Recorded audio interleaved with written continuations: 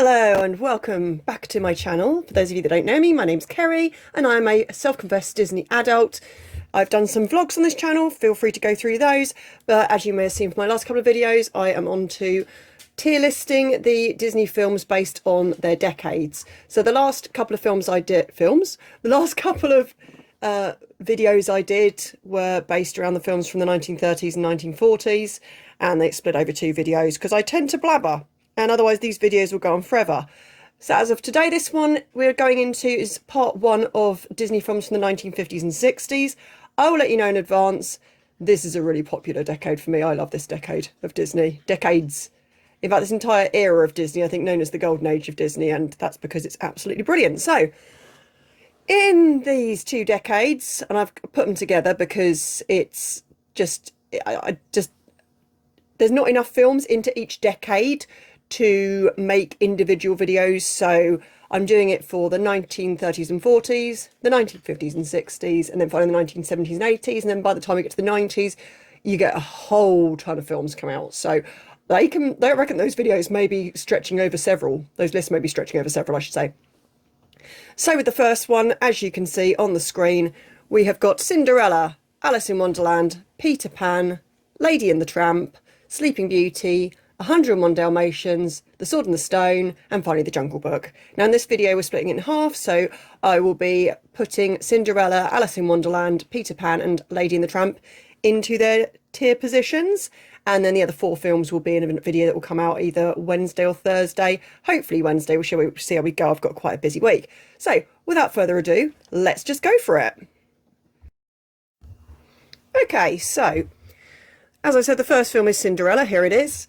I will admit to you in advance, I am going to be pretty generous, I think, with these two decades of films because I love them so much. But particularly, I will always be generous with the Disney princess films because I really love them. I'm a proper girly girl, grew up a proper girly girl. Still with a bit of a tomboy attitude, I suppose, but I did love the whole princess, you know, dressing up in ball gowns and going to balls and all that sort of stuff. So I'm going to be biased, and rightly so with Cinderella, but I will, as always, start with the negatives of the video. So the film. Start with the cons of the film, and then go on to the pros, and then from there we'll place it on the tier list. So I'd say there's only two real negatives to this film for me. I mean, other people are probably going to find otherwise. Again, it's not exactly a pro-feminist film, but in that argument, she doesn't actually go looking for the prince to save her. She is in a really crappy situation. And, you know, her mother died, then her father died, and then she's ended up basically being a slave in her own house to, you know, her stepmother and her stepsisters, and that's horrific. She's treated like absolute rubbish by them. And basically, she sees an opportunity and goes for it with the aid of her fairy godmother. But from that perspective, I mean, arguably, they're saying the only way you can get out of a situation is if a man saves you, you know, if a man marries you. But so I suppose from that perspective, it's negative. But from Cinderella herself, considering the awful situation she's found her in, she stays really positive. And I think it's the same with Snow White, isn't it? Neither of them seem to be in this depressive kind of, oh no, everything's terrible. I don't know, maybe they just look at themselves in the mirror and think, oh, it's all right, I'm hot, some guy's going to marry me at some point. But, you know, I don't think it's really that unfeminist, but no, that's my opinion. Let me know underneath if you disagree. I'm sure certainly people will. I'm interested to hear about that. The other downside is from his perspective. Once again, just like Prince Florian in Snow White, I think that's his name, he's a very weak prince. He doesn't have a lot of character to him. There's not a lot going on. Basically, he just exists and is handsome. Can I just point out, his mum must have been hot, because you see his dad and you see how he turned out. His mum must have been a freaking knockout, because he looks nothing like his dad. Either that or, you know, paternity. Let's have a paternity test, because they don't look anything alike. Whereas if you see the Disney, I saw it on Facebook, there was a post on Facebook on, I think it was Disney memes or something like that, pointing out how much Disney princesses look like their mums. And yeah, it doesn't tend to be the case. They never look like their dads, do they? I mean, look at Belle with Maurice. She looks nothing like him at all. But yeah, that's a bit of a strange. But back to the prince. The prince met this girl, fell in love with her, was dancing, you know, staring into her eyes for the entire duration of a song. and then cannot recognise her without putting a shoe on her foot at the end. What? You were looking into her eyes. Was it only her eyes you were seeing, or are you looking into her eyes and then zooming out, thinking about your future together, or, you know, your wedding night? But the fact that he doesn't even seem to remember who she is without putting... I mean, come on. Let's be realistic. He could have gone around to all the houses with the Archduke and... or is it just the Duke? I don't know. He would have known full well by looking at, especially Drizella and Anastasia, that's not the girl he was dancing with last night. And he could have easily solved this problem by going, oh, yeah, you can't look like her. You know, then try on this shoe. Or say to her, were you dancing last night with me? I mean, to be fair, though, she might lie, you know, because she wants to marry the prince, but still. So, honestly, from a storyline perspective and things like that, I think they are really the only negatives that we have with Cinderella. But now on to the positives. Okay, so first things first, the mice. The mice are fantastic, particularly Gus. Gus is amazing. You tell me if those mice aren't highly entertaining, and the way they wind up the cat is fantastic. I just love it. I know I use fantastic and amazing way too often as in my vocab, but what could I say? I'm in my early 40s. I'm forgetting words. I'm forgetting vocab, and for a particular reason, and other women in their early 40s will get that. But anyway, enough about me. Back to Cinderella and the mice. Gus is awesome, absolutely hilarious. So is Jack. Proper sassy. I mean, he's particularly good in the sequels. I think it's Cinderella 3? Where he becomes a human. That's quite good, but we're talking about this Cinderella now. So the mice are awesome. I would also say that, again, the songs are so well known in Cinderella. You know, A Dream Is a Wish Your Heart Makes is a very Disney song. Bibbidi Bobbidi Boo, I'm pretty confident that's another one I sing whilst prancing around at work sometimes. If This Is Love, So This Is Love, sorry. If This Is Love, that's the Saturdays.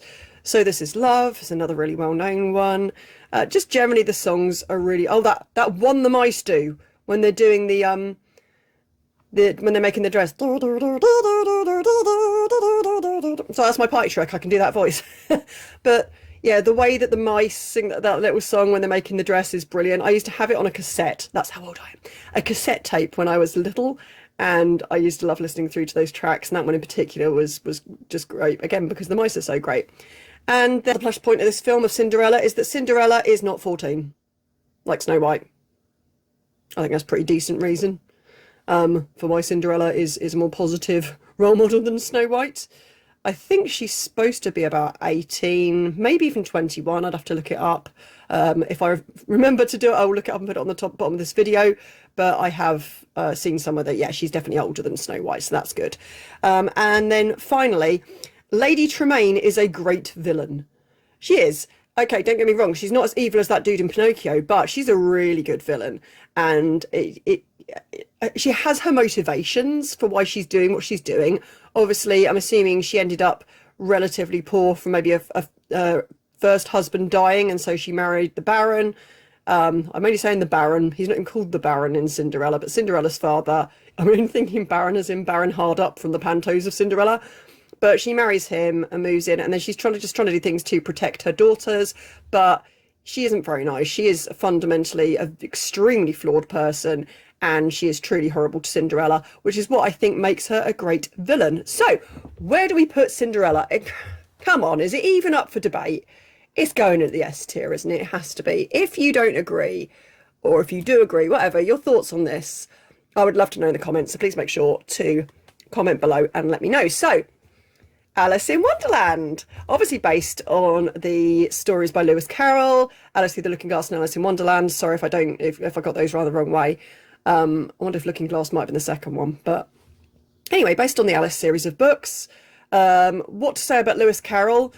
That guy was definitely on something, because the book is insane and trippy, but we'll get to that. But let's just dive straight in with the negatives of that film. Understandably, although I will have it as a negative, because as I said, in these first 4 films in particular, there's not a lot of negatives. In fact, these 8 films, there's not a lot of negatives, but it's not the strongest of narratives, especially for children. It is all over the place. It's ridiculously trippy. Nothing makes sense. And personally, I'd say that is a pro, and I'll get to that. But for children, It's all over the place. It's crazy. But on the upside, my 11-year-old really enjoyed it when he watched it. I'm not even sure if he got to the end of it, actually. Tends to do that. He'll watch halfway through a film and then go, oh, can we finish this another time? Yeah, my 11-year-old really enjoyed it.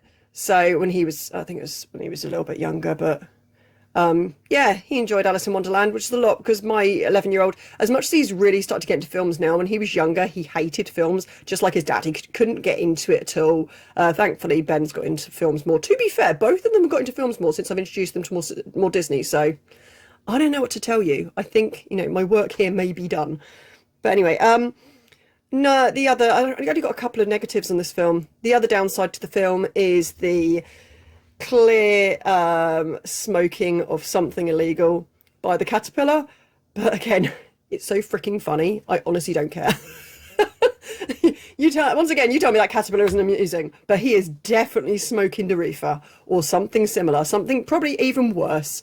But yeah, that caterpillar man, he's awesome. So the positives of the film, the positives, I mean, they massively outweigh the negatives. It's brightly coloured, it's fun, it's unbelievably trippy, which as a kid you don't really notice too much, but as an adult you notice it. And as much as I didn't consider it creepy when I was a kid, except for the bit where the walrus eats all the oysters. That's just sad. That's not so much creepy, that's just sad. I didn't find it creepy as a child. However, watching it as an adult, I'm amazed that I didn't find it creepy. But even though I still consider it creepy as an adult, I still absolutely love it as an adult. And as I said when I was writing out the notes for this video, when I was saying to Ben about it, I said, I think that is the epitome of a Disney film, is that you'll watch it as a kid and enjoy it, and then you'll watch it as an adult and enjoy it, but for different reasons to why you enjoyed it as a kid. Don't get me wrong, they'll get the same reasons as well, but there'll be new reasons why you like it as an adult. And I think that is the epitome of why Disney films have continued to stand the test of time and do so well as a franchise. So, of course, we've got some hit and misses recently. Turning red, that's all I'm going to say.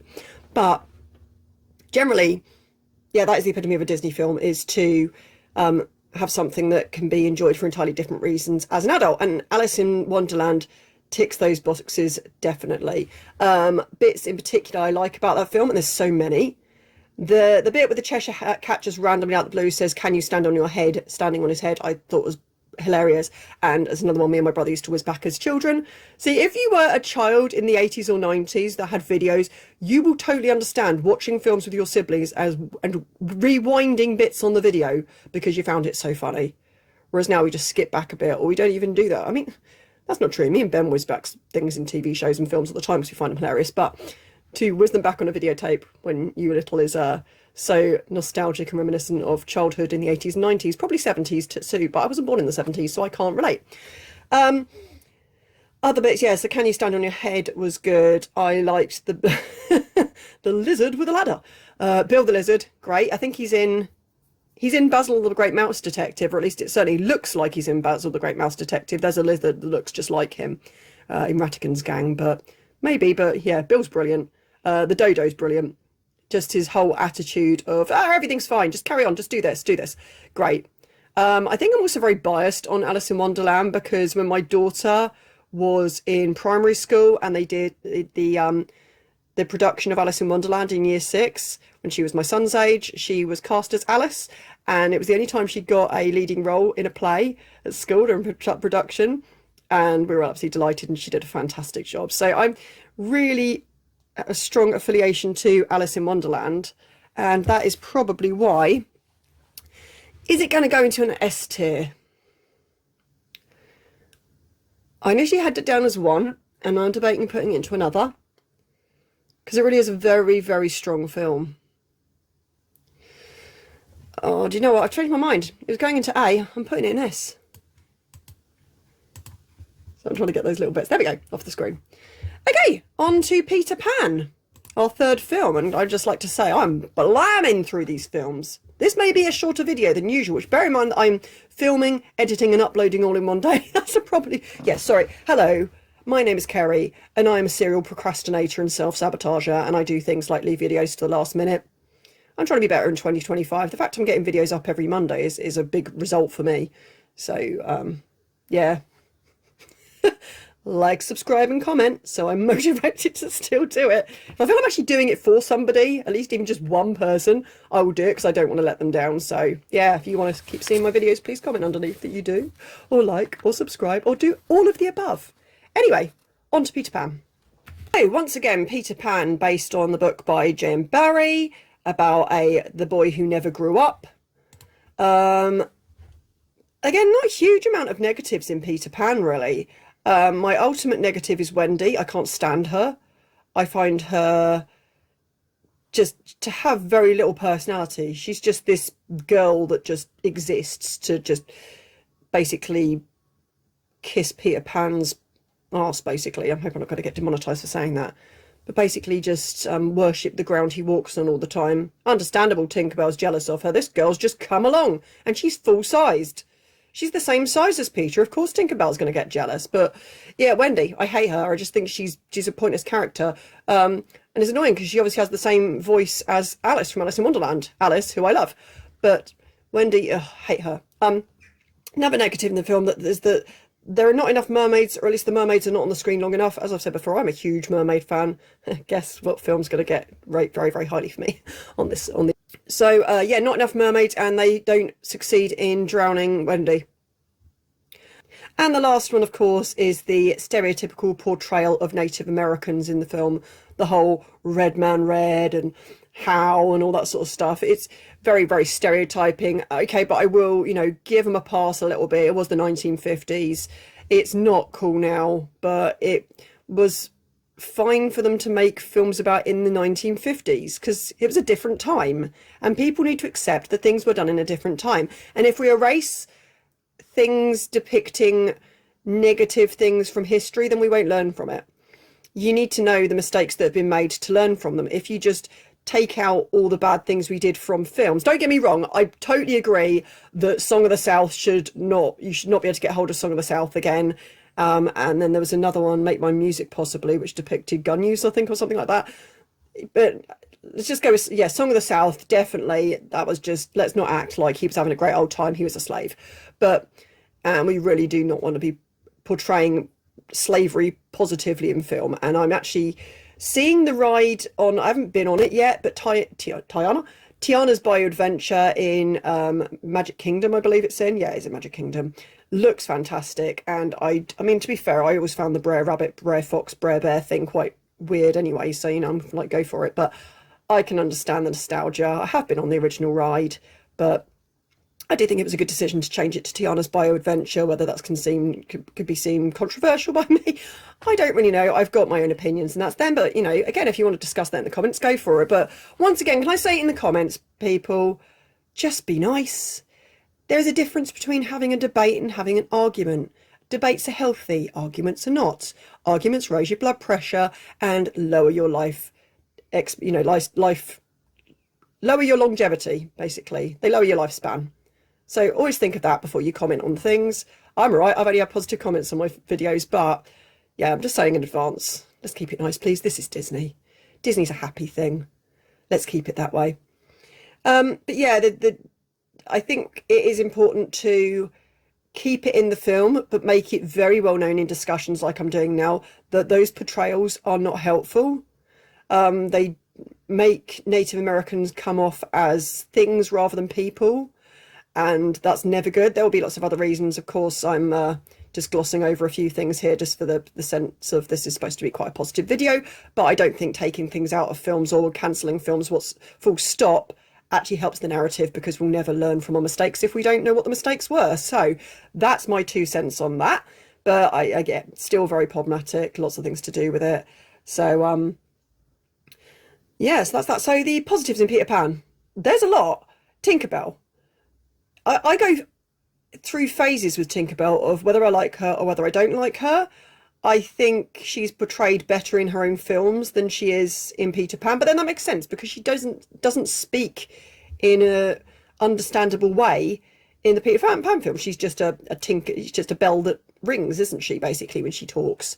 But I think she gets her point across well. I understand her jealousy of Wendy, and I do think Peter treats her really badly in it. She's extremely loyal. She's always shown that she's extremely loyal to him. So for him to just be dismissing her of stuff like that, But then I suppose it's a bit like when a kid plays up or something. You don't want to reward them for acting out with jealousy and things like that, like trying to get the Lost Boys to shoot her down with slingshots and stuff like that.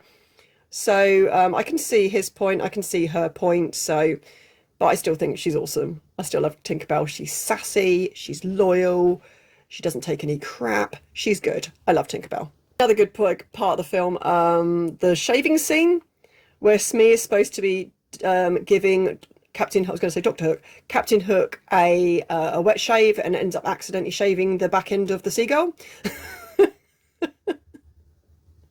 Oh, I think, who did I watch it with?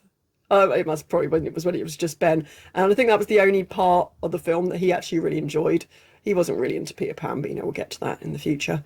But yeah, that bit he found was really funny. I think my son, if my son was going to watch it, he'd find that bit really funny too. So yeah, it's just a really good scene. And when he thinks he's accidentally shaved off Captain Hook's head and he's just sitting underneath the chair and it's actually him. Amazing. Love that bit. Another good part of that whole, that whole area of characters is the crocodile. It's the way his eyes go whoop, whoop, whoop, whoop, when the clock is ticking inside him. The fact he's always trying to get Captain Hook because he's had a taste for him because he had his hand. Brilliant. Great. Love the crocodile. Obviously, I'm going to say that Nana is one of my favourite characters. She's adorable. I love dogs in everything. So,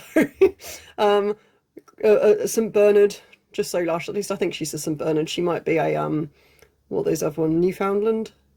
Really big fluffy dogs. But Bernese Mountain Dog. She could be a Bernese Mountain Dog as well, but she's just this big fluffy, basically nursemaidly she thinks she is to the children, and I just find that absolutely adorable. She's so sweet. I hate the fact when he puts the pixie dust on her, but she's tied up so she can't fly away with them, which is really sad.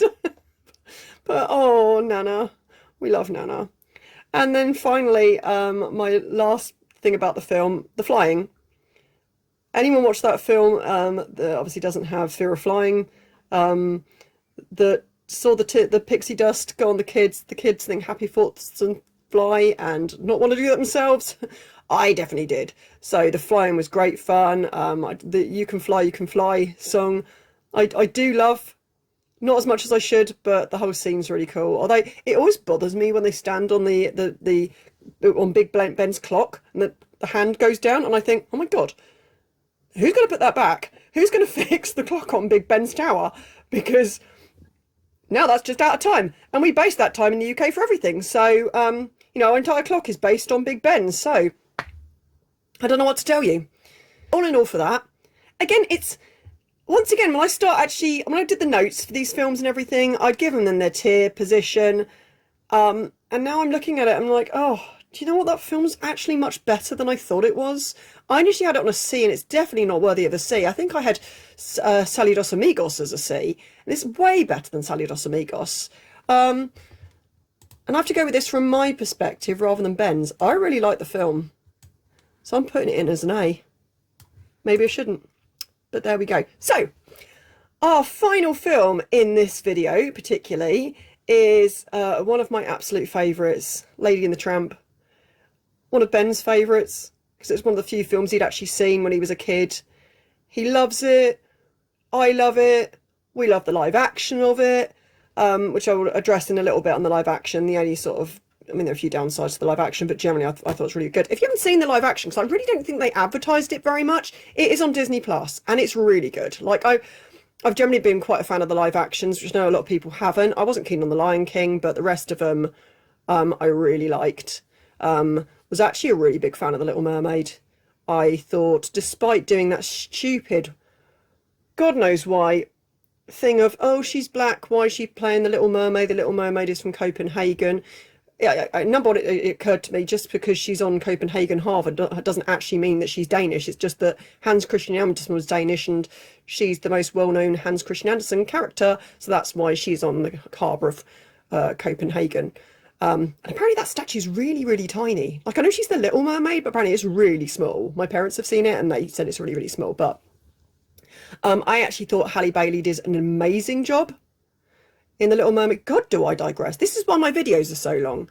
She did an amazing job. The levels of character she gave to Ariel, she made her, yeah, again, seem so sweet and innocent. The layers of character they gave to Eric as well was great. And I just thought it was a really, really good film. So and I'm annoyed with myself because I didn't go and see it at the cinema, and I should have done.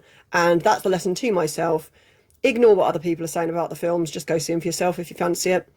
But anyway, I digress. Back to Lady and the Tramp.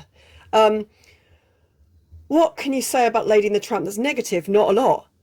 I mean, the dog pound is depressing, particularly the point where they take one of the dogs and they're going to the back room to be put to sleep.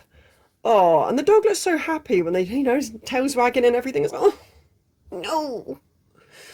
Honestly, don't breed your dogs unless you actually have people for the puppies to go to. Just don't do it. Have your animals fixed.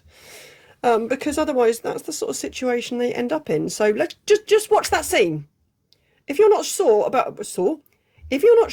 about whether to get your dogs neutered or spayed, just watch that bit, because that's sad. They all know it's going to happen. They're very concerned it's going to happen to them too. Like, that's terrifying. I mean, obviously, okay, it's a film. Dogs aren't that level of sentient like they are in the film, but they're lovely. Anyway. Oh yeah, obviously. The Siamese cat song. We are Siamese, if you please. Once again, Disney. That's just racist.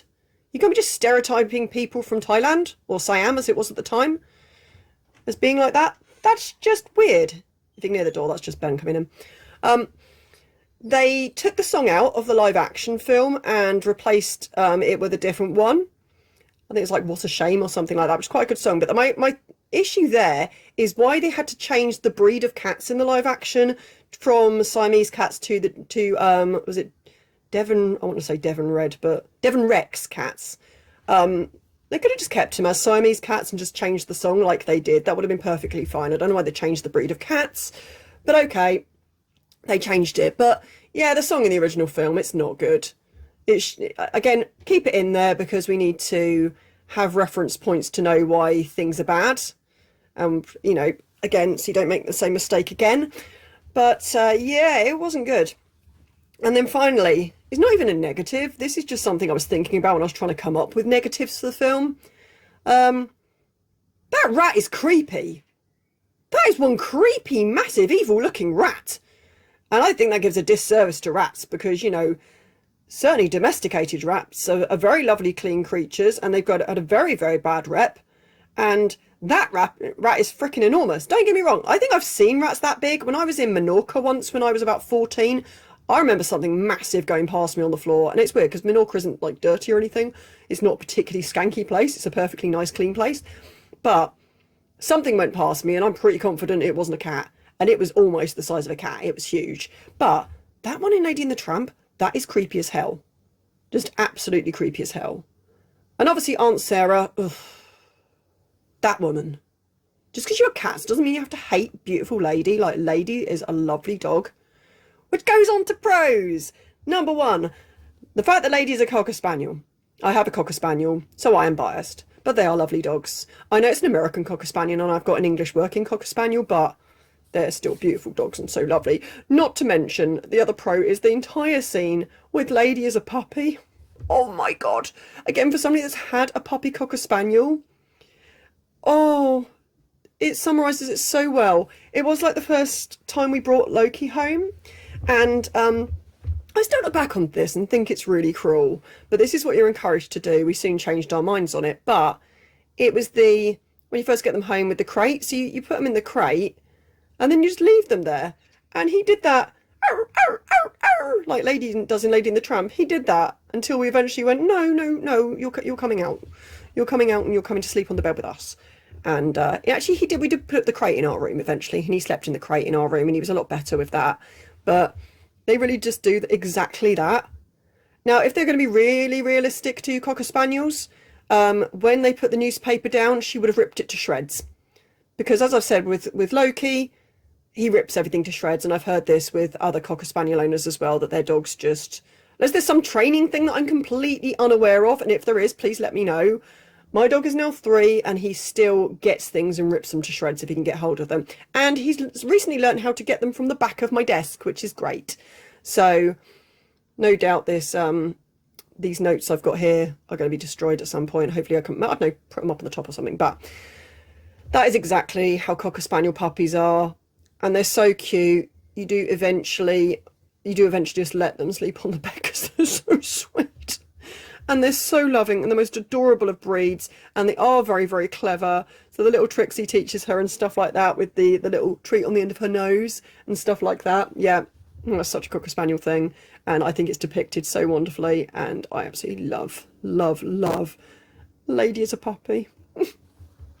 Okay, another thing of positives in the film, the characters of Jock and Trusty. Oh my God.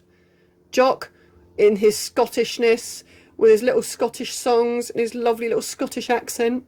And just, doesn't he have, I don't know if it's in this one or whether it's in the live action, where he's actually a female dog and Ashley Jensen voices him. But he has like a little tartan coat on him. And I just love his Scottishness.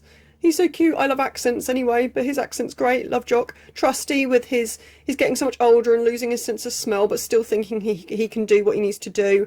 And the fact that by the end of the film you think he's died and he hasn't. He's fine. He's just hurt his paw. I mean, okay, he's not going to last forever easy because he's really old, but, you know, they're so sweet to Lady as soon as she... You know, they protect her, they've got her back, you know, they're just good friends to Lady. They're suspicious of Tramp, as I think any friends would be of this rough guy that comes along and starts paying a lot of attention to your very high value friend. And obviously their attitude changes and they love him by the end of the film. But I should probably add in Tramp here. Tramp is great. Tramp's got so much sass and attitude, and I know I use the word sass a lot, but it's one of my favourite words and favourite characteristics is sassiness. Again, I love how, again, protective he is of Lady. There's a point where she thinks he abandoned her, and I don't think he did. There's obviously the bit where he takes to the zoo, and of course the beaver has to gnaw the thing off her, which is really funny. I love the fact he attempts the crocodile and the crocodile almost eats her. But that's great. I love the bit in the pound with He's a Tramp that she sings and everything. You know, Peggy Lee's awesome. And the fact the dog's called Peg as well is great. That bit where the dogs are howling, There's No Place Like Home, I think is the song. I don't really know it that well. But yeah, that's good. All the different howling bits and all the different characters of dogs based on the nationality of the breed. Like, I think there's an Afghan and there's a Chihuahua. Like the accents to suit. I don't know, maybe again that's stereotyping of accents, but I just think it gives them a bit more character, makes them a bit more interesting to be of their own nationalities. And then finally, on the positives of the film, the spaghetti scene. How could you not mention the spaghetti scene? It is, I'm going to say the word again, classic. It is a classic scene. We've all tried to do it with either spaghetti or, you know, strawberry bootlaces. I don't know what they're called in America. I used to think of Slim Jims, but I think Slim Jims are something savoury, whereas, you know, strawberry bootlaces is just basically strings of strawberry licorice. We've all done that. I've done that with boyfriends. I'm sure I've done it with Ben. The bit with the spaghetti. You know what I'm talking about. And oh, this is the night, it's a beautiful night. Tony serenading, you know, he's got his whole restaurant going on, but there he is, you know, come out the back to serenade a dog and his girlfriend. A dog and his bitch. But yeah, Lady and the Tramp. It is one of my favourite films of all time. So where am I going to put it? Of course, I am going to put it on the S tier. So can we just appreciate already how strong the 1950s and 60s are starting off to be, particularly the 50s here, because the last one of the 50s is Sleeping Beauty. But strong decade, Disney, strong decade. It's amazing. Anyway, the other 4 will be in another video, part 2, which will go up on either Wednesday or Thursday. I'm going to try Wednesday. It may be Thursday, though, so it's not up Wednesday. Don't lose hope. It's definitely going to go up Thursday. So, in the meantime, obviously, please comment underneath with your thoughts about where I've put these films so far, your favourite bits in these films, what you think of the other 4 in advance. I very much probably disappointed a viewer who commented how much she loved Bambi on the comments under the part 1. And then, you know, I'm not so keen, so she was probably a bit disappointed, so sorry about that.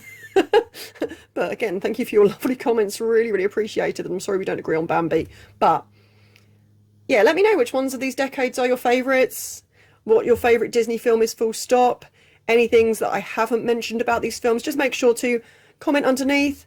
Please make sure to like the video and subscribe if you want to see more. Thank you so much, and I will see you in the next one. Bye!